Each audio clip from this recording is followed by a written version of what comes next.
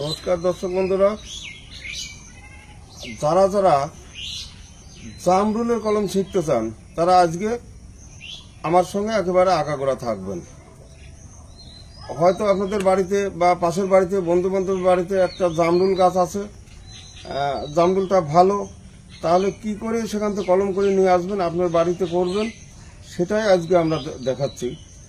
আর এইভাবে যদি আপনারা শিখতে পারেন, অবশ্যই আমাদের কাছ থেকে ওই বেশি দাম দিয়ে চারা আর কিনতে হবে না।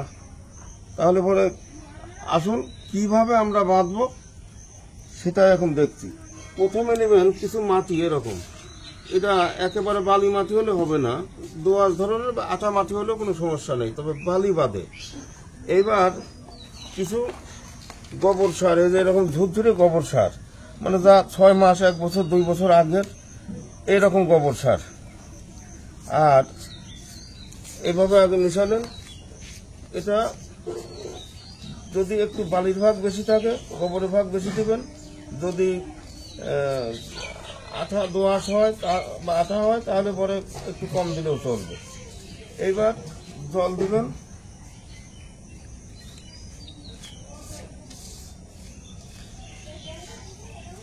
এবার এইভাবে ছানতে থাকবেন। যদি জল বেশি হয়ে যায় আর একটু মাটি লাগবে। এবার ছানতে ছানতে একেবারে মানে আটা আটা শুকনো শুকনো ভাব করবেন, নরম নরম থাকবে, একেবারে জল জ্বলে না। আর যদি গোবরের সার সবার জোগাড় করা সম্ভব না, সব জায়গায় গোবর সার পাবেন না, যদি গোবর সার না থাকে তাহলে ভার্মি, সেই পরিমাণ কিছুটা কম বেশি হলে কোনো সমস্যা নেই, ভার্মি জোগাড় করে মাটির সঙ্গে মিশিয়ে নেবেন, মাটি তৈরি করে নেবেন। এই যে আমার জামরুলটা, এখন আমি এর নাম জানি না, তবে যেখানে লেখা আছে এটা বৈদ্য নার্সারি থেকে আনা। এই যে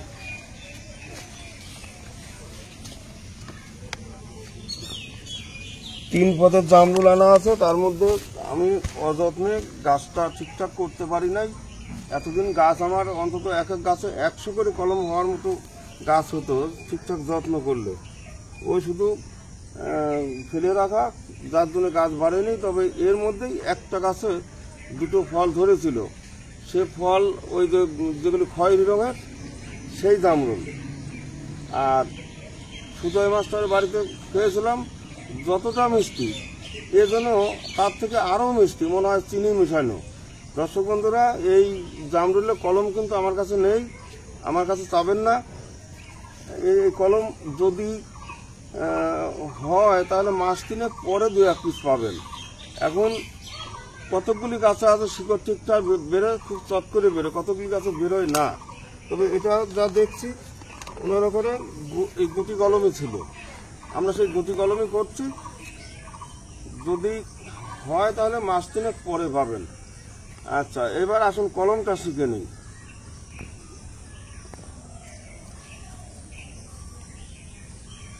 এই যে দেখছেন, এটা সাদা ভাব, হলুদ ভাব, মানে কচি, এটা একেবারে সবুজ ভাব। আবার নিচেই দেখুন, এই যে এটা পুরোনা ডাল, এটা মনে হচ্ছে পুরোনা, এইরকম। এখানে কিন্তু ছাঁটবেন না, ছাল পচে যাবে। আর এই যে এরকম শক্ত জায়গা, এখন এখানে ছাঁটতে পারেন, এখানে পারেন, আর একটু নিচেও পারেন, এরকম শক্ত জায়গায় আসতে হবে আপনার। তবে জামরুলগুলি খুব বেশি বড় জ্বালা করবেন না, বড় জ্বালা করলে পরে চট করে মানে বড় হয়ে যাবে, হয়তো তাপে ভেঙে পড়বে। এবার এইভাবে খুব ধারালো চাকু এখানে ব্যবহার করবেন না, আস্তে মানে ছালটা কাটে সেইভাবে চাপ দেবেন।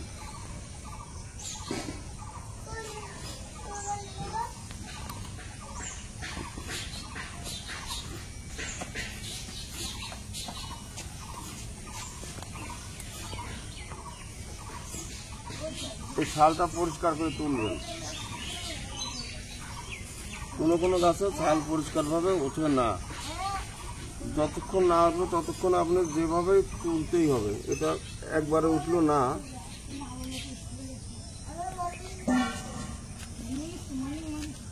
এবার এইভাবে যদি চট করে ওঠে তাহলে এইভাবে চারিদিক ডলা দিবেন। এবার 2-4 ঘন্টা রোদ্রে রাখবেন, মানে একটু শুকায় নেবেন। 2-4 ঘন্টা যদি আপনি একদিন পরে থাকেন তাতেও অসুবিধা নেই।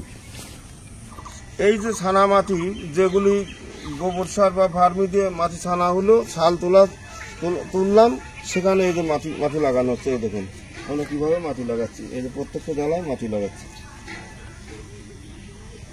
যেগুলি সরু ডাল ছোট ডাল মাটির পরিমাণ কম, যেগুলি মোটা ডাল বড় তার মাটির পরিমাণ একটু বেশি।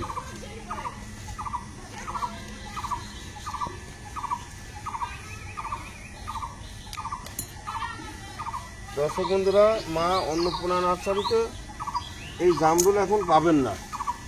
এই জামরুল কলম হলে 2-3 মাস পরে কিছু কিছু পাওয়া যাবে। আর যদি আপনাদের আম দেশি বিদেশি আম 25-30 রকম আছে, ছোট মাঝারি একটু বড় নানান সাইজের পাওয়া যায়, দাম হচ্ছে নানান সাইজের। আর কিছু মালটা কমলা এইগুলিরও কলম যদি আপনারা শিখতে চান সামনের দিনে, এই ভিডিওটা যদি ভালো মনে করেন কিছু শিখতে পারবেন, তাহলে অবশ্যই যারা নতুন চ্যানেলটা সাবস্ক্রাইব করে রাখবেন আর আমার ভিডিওর দিকে নজর রাখবেন, আগাগোড়া দেখার চেষ্টা করবেন। তাহলে পরে এই সমস্ত কলমই আপনারা সময় মতো শিখতে পারবেন। এইবার এই যে মাটি লাগানো হলো, এই মাটিটা যেখানে আমি ছাল কাটলাম সেটা সে কাটা জায়গা মাঝখানে থাকলো।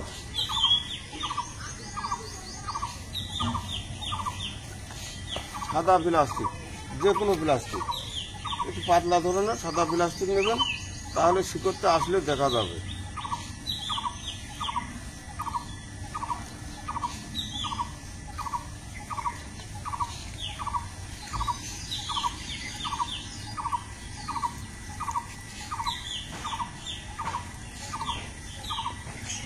এই কলম যারা চেষ্টা করবেন, যারা শিখবেন, হলে তো ভালো কথা, আর না হলে হয়তো প্রথম চান্সে কোনো ভুল থাকলেও না হতে পারে।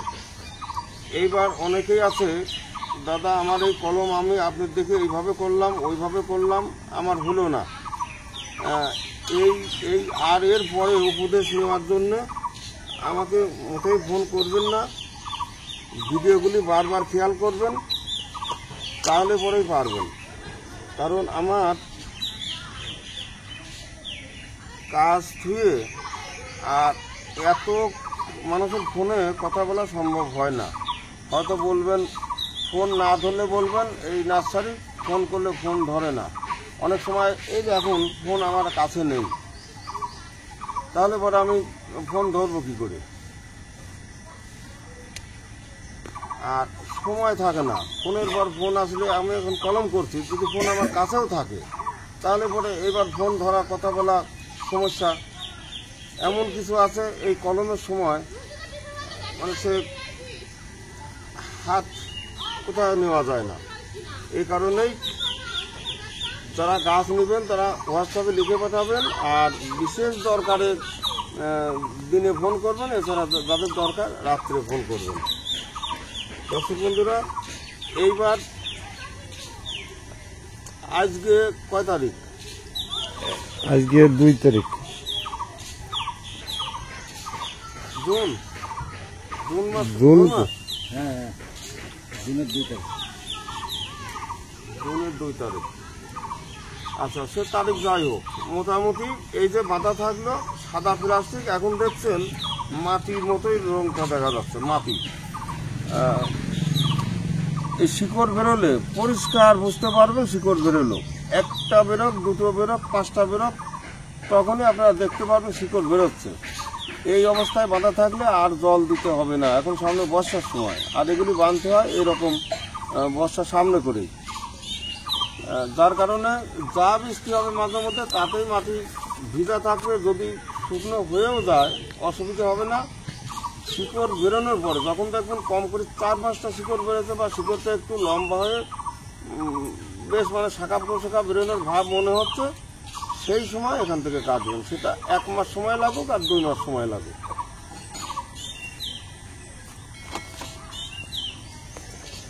আজকে জামরুলের কলম দেখলেন, আজ এখানে এ পর্যন্ত। নমস্কার।